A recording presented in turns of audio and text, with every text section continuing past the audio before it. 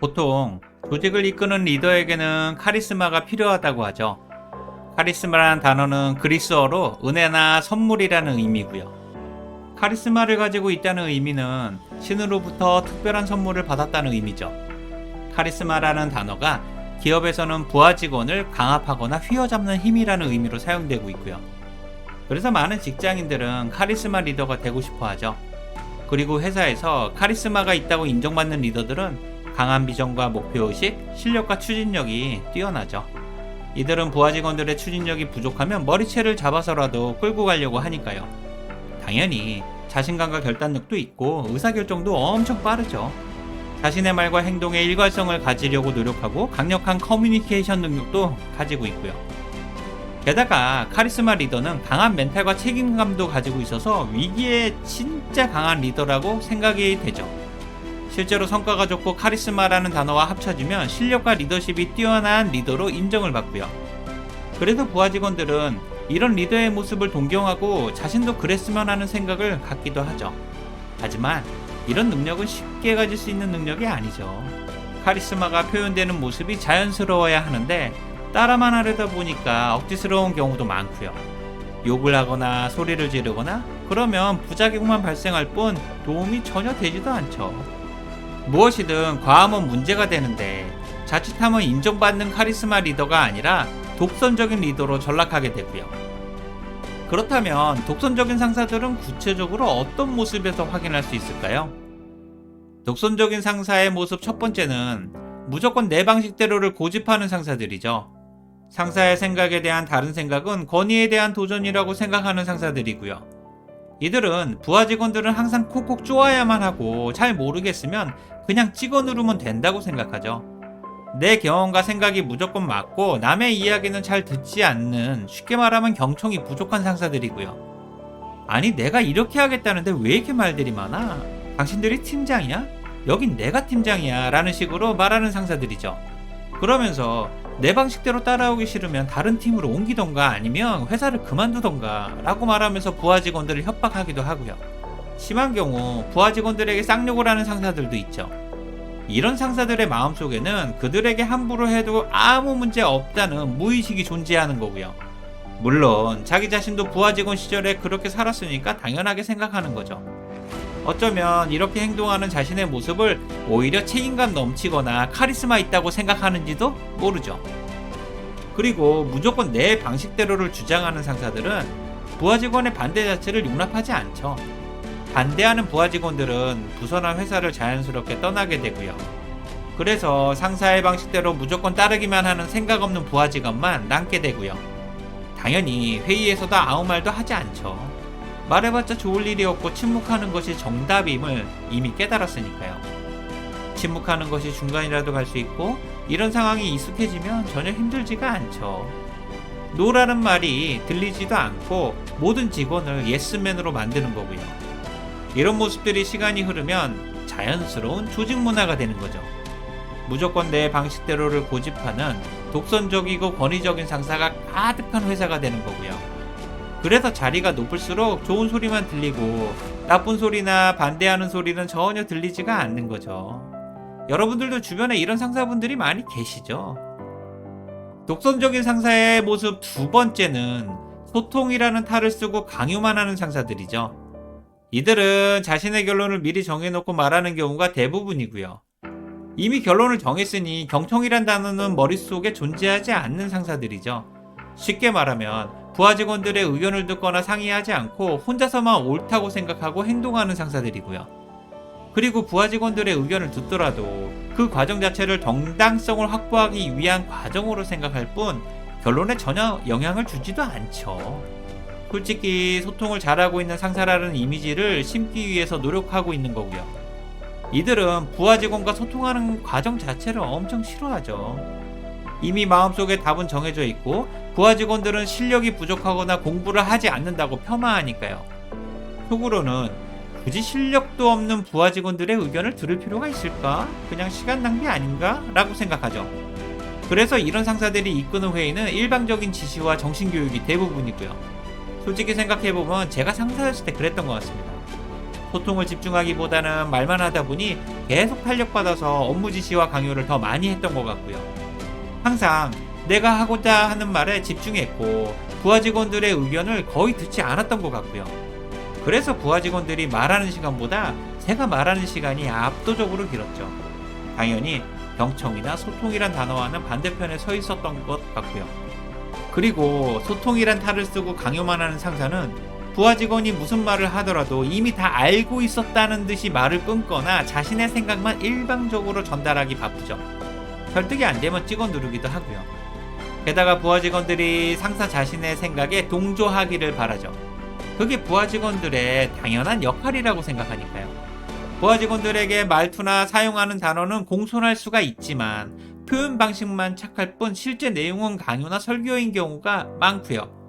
만약 제가 독선적인 상사였다면 이런 모습이었다고 생각합니다. 그러니까 회사에서 숨만 쉬고 있어도 적들이 늘어난 거겠죠. 저는 이런 모습이 소시오패스 상사에 가장 가깝다고 생각합니다. 독선적인 상사의 모습 마지막 세 번째는 생각은 나 혼자 해도 충분하다는 상사들이죠. 이런 상사들은 업무를 지시할 때 이 업무를 왜 해야 하는지에 대한 이야기를 하지 않죠. 목표나 방향은 나 혼자 알고 있어도 충분하고 굳이 공유할 필요가 없고요. 업무 목표나 방향, 상사의 의도를 설명하면 할수록 부하 직원들의 불평만 늘어나니까요. 그러니 굳이 생각을 공유하거나 그렇게 할 필요성을 못 느끼는 거죠. 물론 정확히 알려줘도 부하 직원들이 제대로 수행하지 못할 거라고 확신하고요. 자연스럽게 굳이 이런 것까지 알려줄 필요가 있을까? 라고 생각하게 되죠. 동시에 상사는 지시하는 사람, 부하 직원은 시키는 대로 일하는 사람이라고 생각하게 되고요. 쉽게 말하면 내가 끌고 갈 테니까 너희들은 그냥 따라만 와봐 라는 식이죠. 부하 직원들의 생각엔 전혀 관심이 없는 상사들이고요. 그러면서 상사는 손가락으로 달을 가리켰는데 부하 직원들은 손가락만 쳐다본다고 답답해하죠. 그리고 이런 모습들은 회사에서 인정받고 실력이 뛰어난 상사일수록 강하게 나타나고요. 이들은 내가 고민하는 만큼 고민하는 부하 직원들이 없다고 생각하죠. 간혹 부하 직원 중에 업무의 목적과 방법에 대해 물어보는 직원이 있기는 하죠. 하지만 독선적인 상사들은 그런 거 묻지 말고 바쁘니까 그냥 시키는 일이나 열심히 해 라고 말하고요. 당연히 부하 직원들의 의욕은 바닥을 치게 되죠.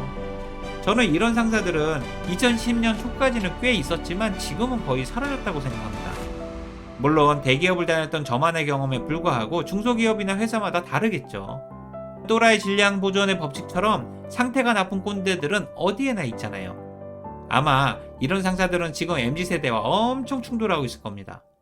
그리고 만약 생각은 나 혼자 해도 충분하다고 생각한다면 책임도 나 혼자서 져야 한다는 것을 반드시 기억하세요. 지금까지 독선적인 상사의 세 가지 모습에 대해 이야기를 해봤습니다. 우리는 독선과 카리스마를 구분해야만 합니다. 독선은 강요하는 힘이고 카리스마는 사람을 끌어당기는 힘입니다. 독선은 폭력에 가깝고 카리스마는 매력에 가깝죠. 물론 둘 다 강해 보이고 강압적으로 느껴질 수도 있습니다. 하지만 이 둘은 확실히 다르죠. 독선은 일방적이고 강압적이며 부하 직원들의 반발과 거부감을 일으키죠. 장기적으로 상사에 대한 불신을 초래하고 꼰대라고 불리게 되고요. 꼰대라는 말이 독선적이라는 말과 동일하거든요. 자신의 생각을 남들에게 강요하는 것이 꼰대니까요. 반대로 카리스마는 사람 자체의 매력이 있고 실력과 리더십 그리고 설득력을 가지고 있죠. 실력과 카리스마가 합쳐지면 존경과 신뢰로 변하고요. 하지만 제가 느꼈던 상사들의 모습은 70%가 독선적이고 꼰대였으며 20%가 책임을 지기 싫어하는 호구였습니다. 매력이 있었던 카리스마 상사는 10%도 안 되는 것 같고요. 그리고 저 또한 독선적인 상사의 모습에서 절대로 벗어날 수가 없죠. 마지막으로 독선적인 상사의 모습을 극복하는 방법으로는 부하 직원과 가능하면 많은 대화를 해야 하죠.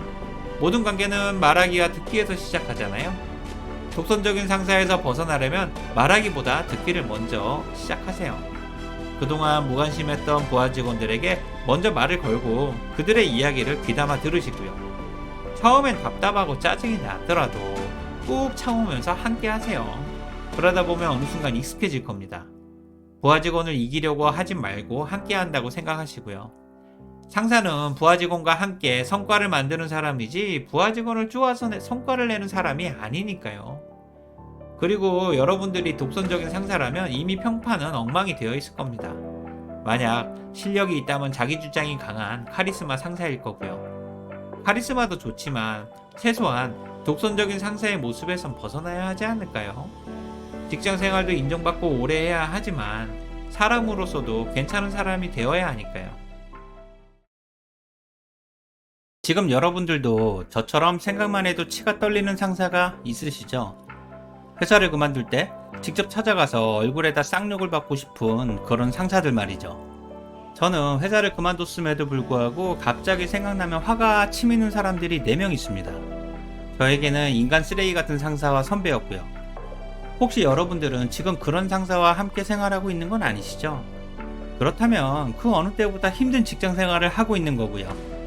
원래 직장 생활이란 원하지 않는 사람과 하기 싫은 업무를 함께 해야 하고 사람과 업무에서 상처받은 영혼을 스스로 치료할 수도 있어야만 하죠. 그렇지 않으면 이직과 퇴직을 반복하게 되니까요. 만약 제대로 치료하지 못하면 관계가 덧나거나 후유증이 심해지기도 하고요. 그래서 직장 생활은 어떤 상사를 만나느냐에 따라 커리어나 인생 자체가 완전히 바뀌기도 하죠. 택지민재로 인정받고 승승장구하는 사람들은 대부분 상사복이 많은 부러운 사람들이고요. 어쨌든 상사는 부하 직원의 직장 생활에 엄청난 영향을 미치는 존재죠. 부하 직원을 키워주지는 못해도 엉망으로 만들 수 있는 강력한 존재고요. 그러니 부하 직원들은 상사를 항상 경계하고 조심해야 하죠. 불가원 불가근의 관계와 적당한 거리를 유지할 수 있어야만 하고요. 하지만 이게 말이 쉽지 실제로 상사마다 성향이 다르기 때문에 맞추기가 쉽지 않죠. 그럼에도 모든 직장인은 상사와 잘 지내야만 하고요. 자칫하면 귀한 직장 생활이 한 방에 무너지기도 하니까요.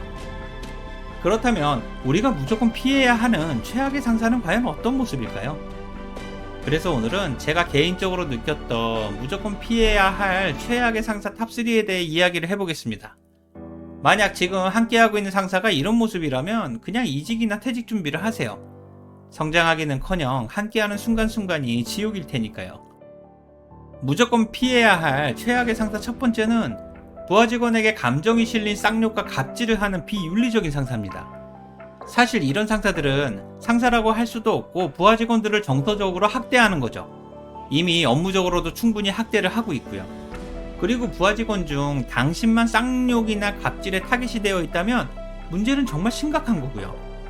혹시라도 상사가 어릴 때부터 쌍욕을 습관적으로 했기 때문에 자신도 어쩔 수 없다고 변명을 한다면 그거야말로 진짜 이상한 거죠.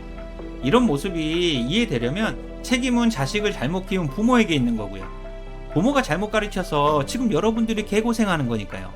저는 그렇게 생각합니다. 그래서 반드시 상사에게 정확히 말해줘야 하고요. 하지만 마음은 있더라도 입이 떨어지지가 않죠. 솔직히 용기도 부족하고 목구멍이 포도청이라 직장 생활을 계속 해야만 하니까요. 게다가 상사가 성희롱을 한다거나 회사에 손해를 주는 부당한 업무 지시도 마찬가지고요. 그리고 이렇게 비윤리적인 상사에게 이야기를 해도 개선되지 않는다면 맞서 싸울 수도 있어야만 합니다. 부하 직원 전체가 갑질을 당하고 있다면 단체로 대응해야 하고요. 만약 당신만 갑질의 대상이 된다면 퇴사할 생각으로 싸워야만 하죠. 어차피 싸우지 않으면 견딜 수 없을 만큼 힘들어서 우울증이나 공황장애에 걸리고 회사를 그만두게 될 테니까요. 결국 피해자는 부하 직원뿐이죠. 아마 이전에도 여러분같이 피해자 신세로 그만둔 직원들이 꽤 많을 겁니다. 게다가 이런 상사들은 부하 직원이 자신 때문에 퇴사했다고 생각하지도 않죠. 상사 자신은 부하 직원의 퇴사를 막기 위해서 최선을 다했으니까요. 그래서 이 상황 자체를 모르는 인면수심의 상사가 더 짜증이 나죠. 그렇다면 혹시라도 이렇게 비윤리적인 상사와의 관계가 개선될 가능성은 있을까요? 아마 그랬다면 갑질 자체를 하지 않았을 겁니다. 그러니 이런 상사들은 농계 정신으로 해치워야만 하는 거죠. 아니면 계속해서 희생자만 늘어날 테니까요. 제가 상사에게 이런 감정이 있을 때 속으로 아니 회사는 상사가 갑질하는 걸 정말 모르는 걸까? 아니면 정말 모른 척 하는 걸까? 라고 생각했던 적이 있습니다. 알고 보니 상사가 문제가 되지 않도록 인맥을 통해 막고 있었던 거고요.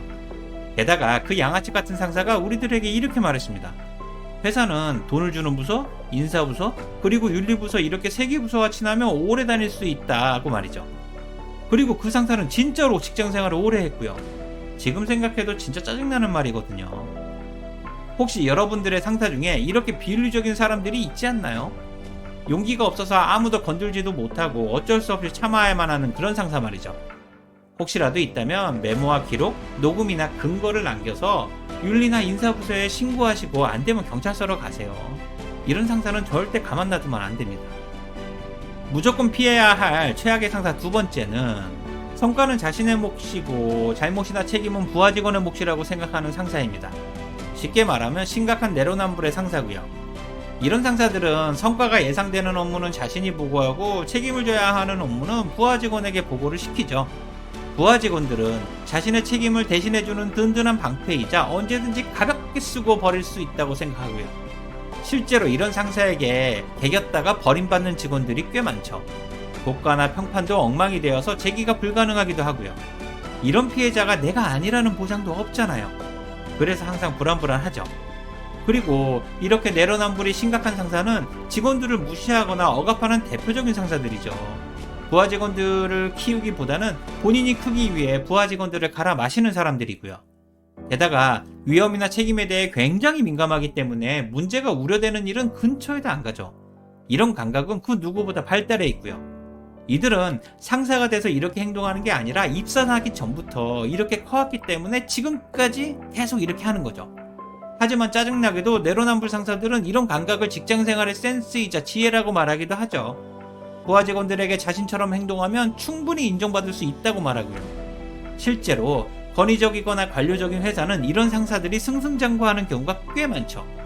회사가 성과를 제대로 평가하지 못하고 실패나 질책이 승진에 많은 영향을 주고요. 직장생활은 성과보다 오히려 책임이나 문제가 안 되는 게 훨씬 중요하잖아요. 실제로 제가 경험한 회사가 그랬습니다.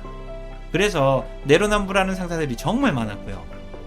암튼 부하 직원을 쉽게 이용하고 버리는 내로남불 상사와는 절대로 함께하지 마세요. 도망칠 수 있다면 당장 도망치시고요. 저는 여러분들이 이런 모습을 배우게 되면 회사에 쓰레기가 하나 추가될 뿐이라고 생각합니다. 무조건 피해야 할 최악의 상사 마지막 세 번째는 야근과 주말 근무를 당연하게 강요하는 상사입니다. 쉽게 말하면 금요일 저녁에 퇴근하면서 5일 정도 필요한 일을 월요일 오전에 보자고 말하는 상사들이죠. 그리고 요즘 이렇게 하면 회사나 직원들이 용서하지 않겠지만 15년 전만 해도 야근이나 주말 근무를 당연하게 생각했고요. 하지만 야근이나 주말 근무 강요는 상사인 자신을 위해 부하 직원들의 시간과 열정을 갈아 넣으라고 강압하는 거죠. 실제로 저의 상사는 본인 술 약속 때문에 야근하다가 9시에 퇴근해서 계속 야근하고 있는 우리들에게 새벽 2시에 사무실 번호로 전화를 했죠. 그러면서 아직도 근무 중이냐? 자료는 내일 오전에 보자 라고 하면서 끊었고요. 솔직히 야근하는 직원이 걱정됐으면 핸드폰으로 전화했겠죠. 사무실 전화로 한 것은 지금도 계속 야근하는지 확인하는 거였고요. 이런 이기적이고 미친 상사도 있었습니다. 게다가 슬프게도 야근과 주말 근무를 당연하게 생각하는 상사의 대표적인 희생자가 바로 저라고 생각합니다. 15년 전에 저는 월요일에서 금요일까지 집에 들어가서 옷만 갈아입고 출근해서 계속 근무했죠. 당연히 주말에도 근무했고 야근하는 경우도 많았고요. 어느 해에는 1년에 12일만 쉰 적도 있거든요. 그렇게 몇 년간 불행하게 일하면서 도대체 내가 뭘 잘못해서 이렇게 살고 있는 거지? 왜 회사를 그만두지 못하는 거지? 라고는 자괴감이 들었고요. 야근과 주말 근무를 너무 많이 하니까 어느 순간 자존심이 사라지고 자기 비하가 시작됐죠. 그래서 고민 끝에 저는 회사를 돈 때문에 다닌다는 생각을 명확히 했고 하루빨리 필요한 돈을 모아서 회사를 그만두자고 결심했고요. 물론 하고 싶은 일도 있었고 생각보다 오래 걸렸지만 실제로 실행했죠. 암튼 저는 지금도 야근과 주말 근무를 경멸합니다.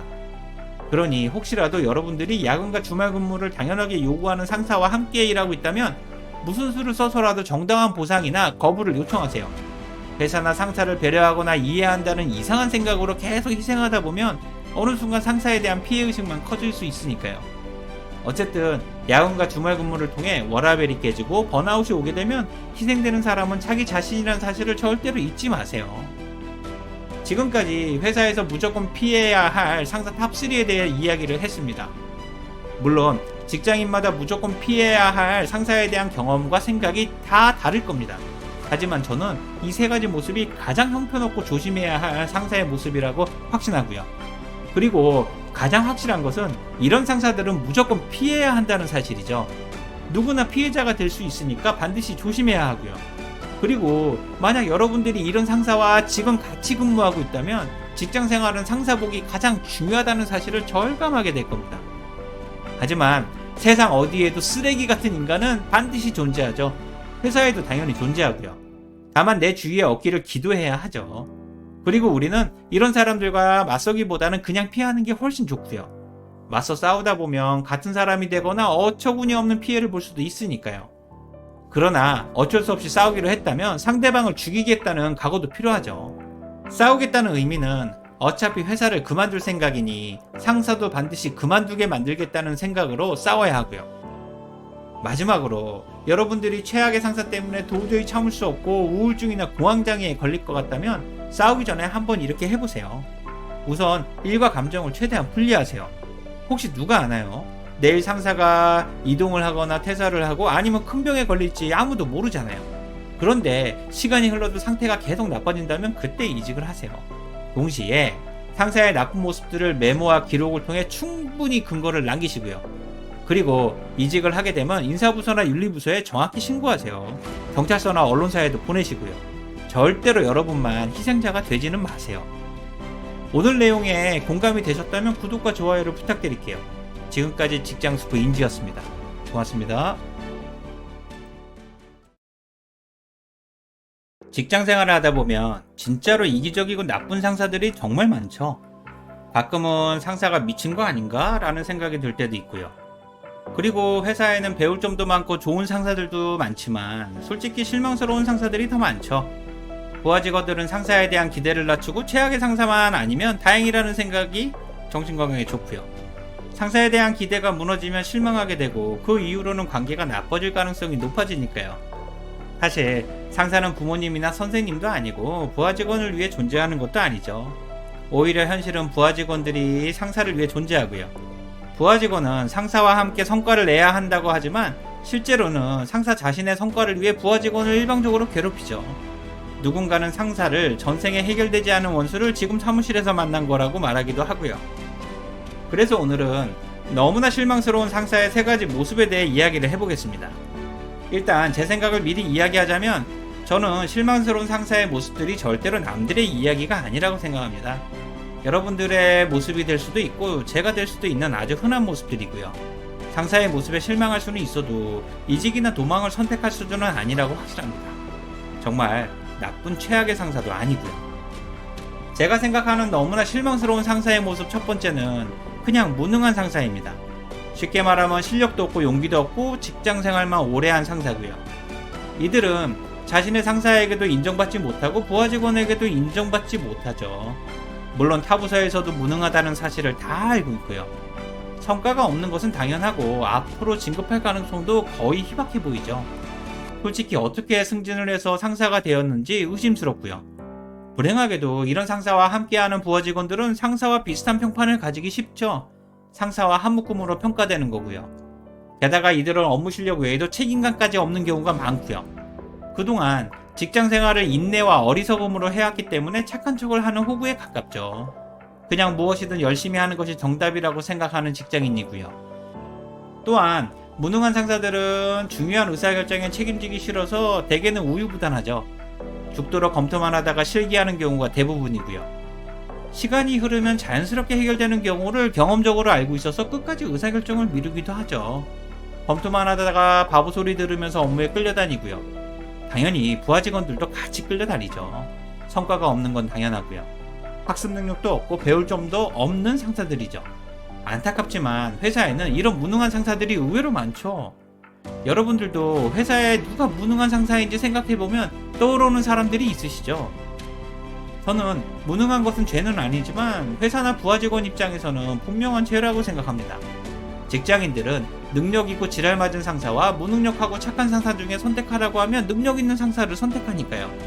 솔직히 친구라면 모를까 상사기 때문에 무능함은 유죄인 거죠. 너무나 실망스러운 상사의 모습 두 번째는 독선적이고 꼰대스러운 상사입니다. 이들은 나름 실력도 있고 회사에서도 인정을 받는 상사들이죠. 모든 상황에 자신감도 있고 업무도 꽤 잘하고요. 하지만 항상 자신의 생각이 정답이라고 생각하기 때문에 부하 직원들의 의견을 경청하거나 이해하려고 하지 않죠. 중요한 의사결정에 우유부단하지도 않고요. 오히려 결정을 빨리 내리고 완벽주의를 지향하죠. 이로 인해 부하 직원들은 힘들어 죽을 것만 같고요. 디테일한 업무가 쉴 틈 없이 몰아치니까요.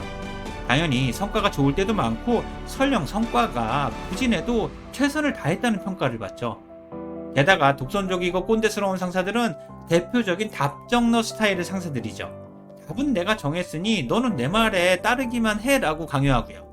이들은 자기의 생각을 남들에게 강요하는 꼰대 스타일의 상사죠. 그리고 이런 모습들이 심해지면 선민의식을 가진 나르시시스트가 되고요. 솔직히 이 정도 되면 사람들이 너희 팀장 소시오패스 아니야? 라고 말하기 시작하죠. 실제로 소시오패스처럼 느껴지고요. 슬프게도 이렇게 독선적이고 꼰대스러운 상사들이 회사에서 인정받고 승승장구하기 때문에 임원 중에 소시오패스가 30%는 넘는다는 사실이 어느 정도 이해가 되죠. 비교와 경쟁에서 벗어날 수 없는 직장인들이 가장 많이 선택하는 방법이 독선과 책임 회피니까요. 너무나 실망스러운 상사의 모습 마지막 세 번째는 이기적이고 감정 기복형 상사입니다. 이들은 항상 자기중심적이고 조금이라도 손해보는 상황을 절대로 용인하지 않죠. 업무를 하면서 남들에게 피해를 주는 것은 어쩔 수가 없지만 반대의 상황은 무슨 수를 써서라도 피하려고 하고요. 쉽게 말하면 내로남불의 대표적인 모습을 가지고 있죠. 자기 자신은 마음에 드는 직원 한 명을 키우기 위해 집중하지만 남들에게는 이런 모습을 편애라고 말하고요. 또한 이들은 항상 이기적인 데다가 감정 기복이 엄청 크기 때문에 함께 업무하기가 힘들죠. 마음에 들지 않으면 적대적 감정이 그대로 드러나고요. 물론 자신보다 높은 사람들과 함께 있을 땐 절대로 드러나지 않지만 부하 직원들하고 있을 땐 확실하게 드러나죠. 그래서 부하 직원들은 이들을 소시오패스나 기복이라고 부르고요.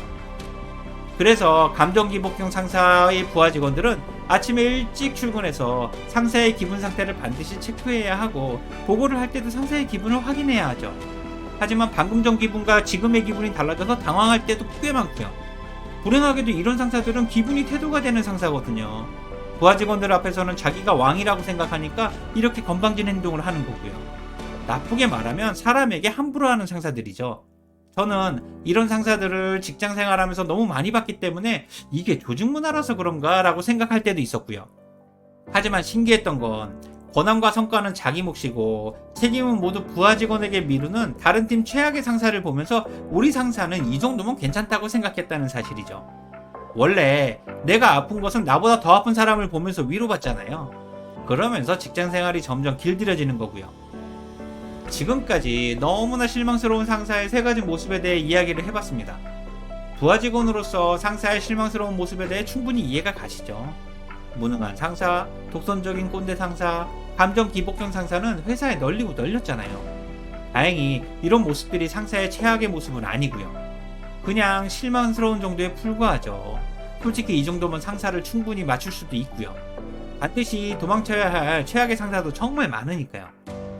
저는 지금까지 이야기한 상사의 실망스러운 모습에 대해 대한민국의 직장인이라면 어느 정도는 이해하고 넘어갈 수 있어야 한다고 생각합니다. 상사가 무능하니 성장 가능성이 없다고 생각하거나 독선적이고 지독한 꼰대라서 소통이 힘들다거나 이기적이고 감정 기복이 심해서 도저히 맞출 수가 없다는 생각이 들더라도 가능하면 맞출 수 있어야 하죠. 제가 경험했던 상사의 80% 정도가 이 세 가지 모습 중 최소 한 가지 이상을 다 가지고 있었고요. 그리고 상사이기 전에 누구나 부족한 사람이기 때문에 충분히 이런 모습을 가질 수가 있잖아요. 당연히 내 자신이 여기에 해당될 수도 있고요. 그러니 상사가 너무 실망스럽다고 해서 이직이나 도망을 고민하지 마세요. 다른 회사로 도망친다고 해서 괜찮은 상사가 있을 거라는 생각은 착각일 확률이 높으니까요. 오늘 내용에 공감이 되신다면 구독과 좋아요를 부탁드릴게요. 지금까지 직장스쿨 인지였습니다. 고맙습니다. 정말 오늘은 너무 짜증이 나네요. 도대체 회사에 왜 이렇게 쓰레기 상사들이 많을까요? 이 사람들이 혹시 제 눈에만 이렇게 많이 보이는 걸까요? 인간은 누구나 이기적이지만 그래도 사람이 어떻게 이렇게 이기적일 수가 있을까요? 어느 회사에나 존재하는 또라이 질량 보존의 법칙처럼 부하 직원들을 노예 취급하는 쓰레기 상사 보존의 법칙도 존재하는 것 같습니다. 직장 생활은 피할 수 없으면 즐길 수 있어야 하는데 이런 사람들과는 도저히 즐길 수 있는 상황도 아니고요. 이들에게 잘못 걸리면 직장 생활이 이상해질 수도 있으니까요. 회사나 저승사자는 솔직히 뭐 하는지 모르겠습니다. 이런 쓰레기들을 가만 놔두는 걸 보면 회사 다니기가 너무 싫어지고요. 여러분들도 회사에 생각나는 쓰레기 상사들이 많이 있으시죠? 그래서 저는 쓰레기 상사를 볼 때마다 그들을 최대한 피해 다녔습니다. 옆부서 상사라면 다행이지만 직속 상사였을 땐 너무 힘들었고요. 저는 쓰레기 상사를 볼 때마다 속으로 이들의 인성은 부모에게 잘못 배워서 그래. 그러니까 어쩔 수가 없지. 누굴 탓하겠어? 라고 생각했습니다. 나름 그들을 이해하고 함께하기 위한 자기 합리화였죠. 게다가 이들은 소시오패스이기도 하고 폭군의 모습도 지니고 있었습니다. 윤리의식도 부족하고 갑질은 당연했고요. 들리는 소문에 의하면 이들에게 죽어간 부하 직원들이 한두 명이 아니죠. 그래서 희생자가 저만 아니길 바랬고요. 쓰레기 상사들은 자신을 위해 성과를 독차지하고 책임은 피하고 부하 직원들의 성장에는 아무 관심도 없고 쓰다가 버리면 그만이라고 생각하는 이기적인 사람들이잖아요. 그래서 최대한 안 만나는 게 베스트죠. 그렇다면 우리는 이런 쓰레기 상사들을 도대체 어떻게 대처해야 할까요? 그래서 오늘은 부하 직원들을 노예로 취급하는 쓰레기 상사 대처법 3가지에 대해 이야기를 해보려고 합니다. 쓰레기 상사 대처법 첫 번째는 이들과 함께할 수밖에 없는 나 자신을 먼저 이해시킬 수 있어야만 합니다. 그래야 쓰레기 상사를 참고 견디는 힘이 생기거든요. 일단 쓰레기 상사와 함께해야 한다는 사실은 팩트니까 받아들여야만 하죠. 그렇지 않으면 회사를 그만두어야 하고요. 그리고 상사를 이길 수 있는 부하 직원은 없잖아요. 현실을 부인해봤자 관계만 더 나빠지고 개선될 가능성은 사라지니까요. 혹시라도 쓰레기 상사를 바꾸려고 조언을 하거나 그들의 권위에 도전하려는 생각은 건방진 판단입니다. 쓰레기 상사에게 아무리 잘해도 비난받는 판에 자칫하면 직장 생활이 갈릴 수도 있으니까요. 그러니 우선 쓰레기 상사를 무조건 견뎌야만 하는 자신만의 이유를 만들어야만 합니다. 쉽게 말하면 스스로를 설득시키는 거죠. 그래서 저의 경우에는 돈 때문에 쓰레기 상사를 참는 거라고 생각했고요. 솔직히 저는 직장 생활을 돈 때문에 했거든요. 나머지 이유는 모두 그 다음이었고요. 그러니까 쓰레기 상사를 견딜만 하더라고요. 물론 커리어나 성장, 경험이나 소속감 등 쓰레기 상사를 견딜 수 있는 다른 이유가 있으면 더 좋죠.